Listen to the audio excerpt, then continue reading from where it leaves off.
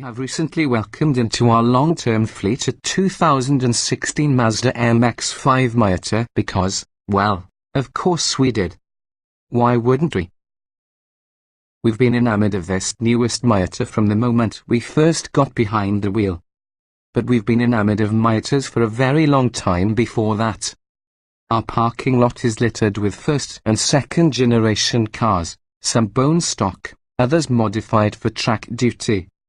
The older members of our staff remember experiencing the first Miata as the rebirth of the simple, light British sports cars of their youth. The middle-aged among us remember going to the local Mazda dealership when we were in high school at the very end of the 80s just to gawk at the newly arrived Miatas, resplendent in one or the other primary colours. And the young guys, well, they've never known a world without Miatas. It's those guys, the ones without children, who own our backlit collection of old Mazda two-seaters. It should come as no surprise, then, that we ordered a new one at our earliest opportunity. Now it sits in our lot, all evil eyes and flared fenders, looking like the devious gremlin compared with the earlier Miata's cute and cuddly mogwai. The Miata MX-5 Miata no longer is available in its original, happy primary colours or in the British racing green of special edition Miatas of the past. Instead, it's offered in grey and black and white. Heck, even the available red and blue paint colours are relatively dark and moody. We chose one of the grayscale options. It's called ceramic metallic. But it's actually very light grey. It's like white with attitude. It is, in fact, a little like the colour of the Ducati 899 Panigale superbike that passed us as we drove our Miata to the office one morning. With only 155 horsepower, the Miata obviously is no match for a superbike, but we ordered our little Roadster to be as sporty as a stock fourth-generation Miata can get. We started with the club model, which sits between the base Miata Sport, with its 16-inch wheels, and the relatively luxurious Grand Touring, with its standard leather seats. The club version, which starts at $29,420, brings a torque-sensing limit slip differential, a stroller brace, and a sporty stock suspension tune that includes Bilstein shocks. Well, the club version includes those things assuming you choose the 6-speed manual transmission, which, come on, of course we did. The club also brings larger 17-inch wheels finished in gunmetal grey and wrapped with 205/45R17 Bristol Potenza S001 summer tyres.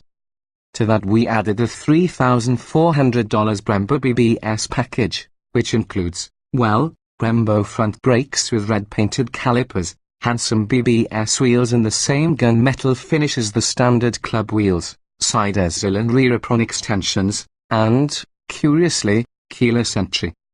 The Brembos are said to offer better resistance to fade, and in our initial instrumented testing we noted exactly no fade. The forged BBS wheels are each about 2 pounds lighter than the standard 17s, according to Mazda. Because we live in Michigan and will be driving the car through the winter, we also grabbed a set of all-weather floor mats for $90. Total damage, $32,910. That's less than the average price of a new car in 2015. All models share the same 2.0-litre engine, making the same 155 horsepower at 6,000 revolutions per minute and 148 lb-ft of torque at 4,600 revolutions per minute. All Miatas with manual transmissions share the same gear and final drive ratios. So it's not like we built a healthier or a fast Miata.